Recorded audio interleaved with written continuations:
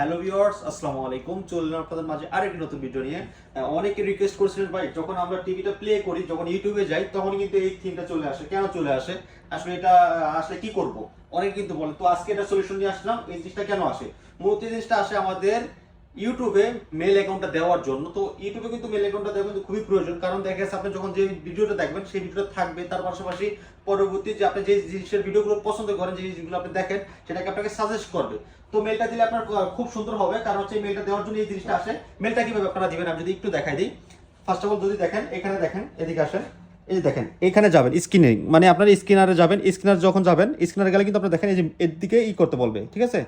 এই যে এখানে একটা দেখেন লিঙ্ক চলে আসছে, এই লিঙ্কে আপনার এখানে ক্লিক করলে কিন্তু আপনার এই যে দেখেন কানেক্ট করতে বলবে। কানেক্ট করে দিলাম। কানেক্ট করার পরে দেখেন এখানে ক্লিক করে দিলাম।